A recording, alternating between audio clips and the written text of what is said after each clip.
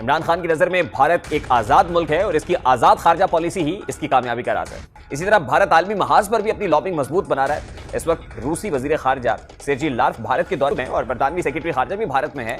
Mexico के वजीर खारजा भी भारत के दौरे पर नई दिल्ली में मौजूद हैं। अमरीकी deputy national security adviser Daleep Singh, national security adviser Netherlands भी भारत के दौरे पर है।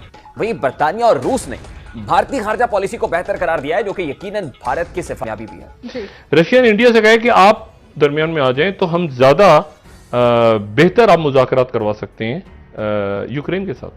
अच्छा, हिंदुस्तान के साथ जब भी अमेरिका ने किसी किस्म की कोई इम्तियाजी सलूक किया या उनके ऊपर तनकीद की तो हिंदुस्तान ने अमेरिका को आड़े हाथों लिया, बड़ा सख्त किस्म का। वज़ीर आज़म इमरान खान अपने इक़दामात की वज़ाहत देते हुए बार बार इंडिया की मिसालें दे रहे हैं और वो इंडियन खारजा पॉलिसी की तारीफें भी कर रहे हैं।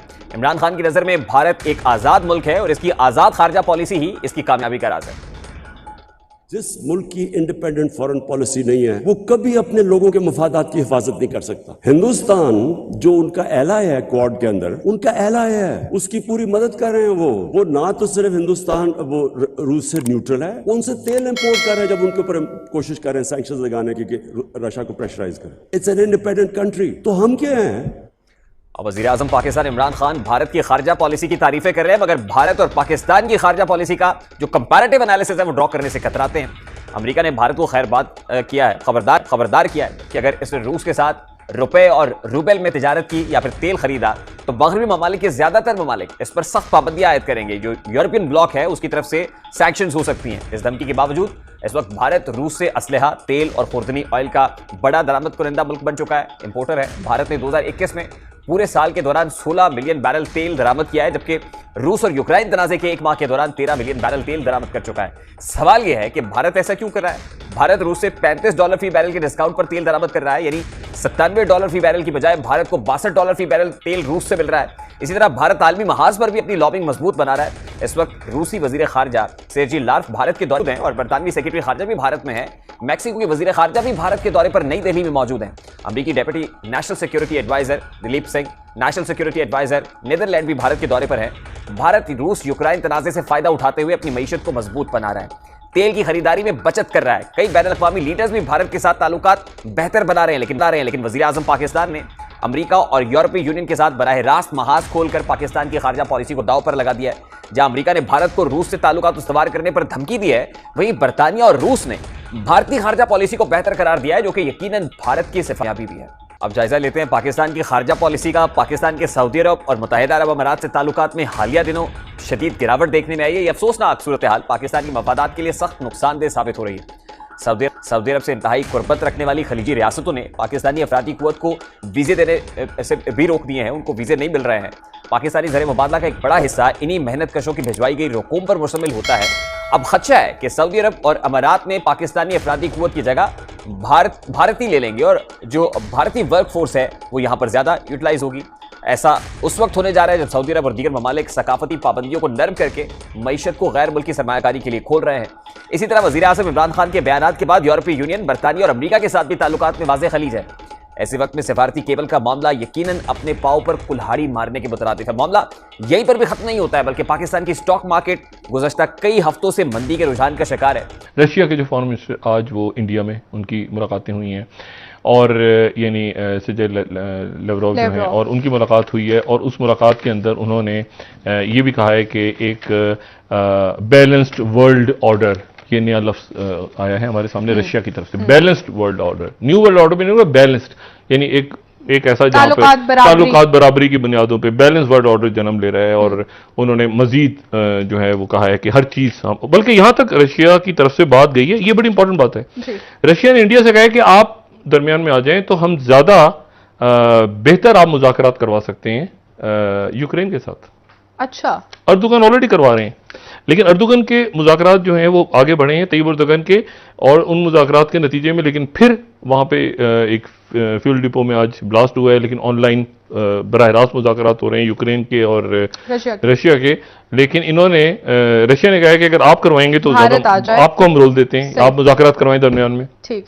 और उसके साथ ही जो है वो रशिया की तरफ से एक बड़ी थ्रेट दी गई है। दोबारा थ्रेट से मुराद वैसी कोई थ्रेट नहीं, लेकिन ये कहा गया कि यूरोप को कहा गया है कि अगर आपने फर्दर गैस लेनी है तो आप रूबल्स में लें। और प्राइम मिनिस्टर जब नवाज शरीफ थे कारगिल की वार में आपके सामने कि वो वहां पर गए और हिंदुस्तान के वजीर आजम जो अटल बिहारी वाजपेयी थे वो वहां पे नहीं गए, इसको कहते हैं हिंदुस्तान की हटदर्मी। और इसी कॉन्टेक्स्ट में वजीर आजम इमरान खान ने आज भी सिक्योरिटी डायलॉग में कहा कि इंडिया की फॉरेन पॉलिसी उसके अपने इंटरेस्ट में और अपने लोगों के लिए और अपने मफादात की प्रोटेक्शन के लिए बेहतरीन है। इसका हरगिज ये मतलब नहीं था कि हमारी फॉरेन पॉलिसी कमजोर है। कारगिल में वाजपेयी साहब नहीं आए और उस वक्त के वजीर आजम नवाज शरीफ गए, एक तरफा फैसला हुआ और उसके क्या भयानक नतीजे निकले। खारजा आजाद खारजा पॉलिसी की बात करते हैं, हिंदुस्तान के वासी अमेरिका के साथ ताल्लुकात पे कतई तौर पर और बिलखुसूस इजराइल के साथ कुछ उनका वो अंडरस्टैंडिंग नहीं है, लेकिन उसके बावजूद भी उसके बरक्स नजर आता है। बिल्कुल बरक्स नजर आता है। अमेरिका रूस से जो है ना जाके तेल की बात करता है, तेल की बरामद करने उनको इंपोर्ट करने की बात करता है, लेकिन हमारी जो खारजा पॉलिसी है तो हमारी खारजा पॉलिसी पर मतलब तनकीद करना, खुद को तनकीद करना ऐसा बेहतर होगा? आप जी, खुद को हमें तनकीद नहीं करना चाहिए, लेकिन हमें जिसे कहते हैं बाकी जो दुनिया की बेस्ट फॉरेन पॉलिसीज हैं उसे लर्न करना चाहिए। आपने इंडिया की बात की दोबारा, तो हिंदुस्तान के साथ जब भी अमेरिका ने किसी किस्म की कोई इम्तियाजी सलूक किया या उनके ऊपर तनकीद की तो हिंदुस्तान ने अमेरिका को आड़े हाथों लिया, बड़ा सख्त किस्म का। चेर साहब कुछ कहना चाह रहे थे आप? मैं ये कहना चाहता हूं कि यूक्रेन के मामले पर मगरिब चीख रहा है, अमेरिका पुकार रहा है दुनिया भर को, नज़ला में पे गिराया जा रहा है, लेकिन क्या रूस के साथ उन्होंने गैस के मुआहदात मनसूख कर दिए? क्या पेट्रोल के मामलात उन्होंने मनसूख कर दिए हैं? वो मनसूख कर दें तो हमें भी पता चल जाए कि जी रूस के पास नहीं जाना। रूस पर सैंक्शंस हैं लेकिन इंडिया को इजाज़त दी जाती है, रूस पर सैंक्शंस हैं लेकिन जर्मनी को दी जाती है गैस तेल, पोलैंड को दी जाती है। दोहरा म्यार तो नजर आता है। तो दोहरा म्यार है ना, हम उस दोहरे म्यार का कोई पहली दफा शिकार नहीं हुए। हम 50s और 60s में शिकार होना शुरू हो गए थे और अब तक हैं। ये हमारा फॉरेन ऑफिस जिसके बुढ़े अब मरा गए होंगे, ये उनको उस वक्त सोचना चाहिए था कि 50-100 साल बाद हमारी फॉरेन पॉलिसी के साथ क्या सलूक होगा। तवीलुल मुद्दती उन्होंने कुछ नहीं सोचा, वो दिन टिपाते थे और डंग टपाओ चक्कर में हमारी कौम को तबाह बर्बाद करके रख दिया। कौन है जिनके बच्चे अमेरिका में नहीं पढ़ रहे? कौन है जो अमेरिका में जाके या कनाडा में जाके फॉरेन ऑफिस का अफसर नहीं रहना चाहता, उसकी पोस्टिंग नहीं चाहता? वो उनके मामलात और हैं, उनकी दिलचस्पी और है, कौम को अजाब में डाल देते हैं, खुद भाग जाते हैं यहाँ से। ये बात एक मिनट मुझे दे दें सिर्फ, जो इन्होंने बात की है। जब देखें, जब हम ये फैसला करते हैं कि हमने फलां सुपरवर्ल्ड के सामने खड़ा होना है, ये बिल्कुल नेशनलिस्टिक अप्रोच है, खड़ा होना चाहिए।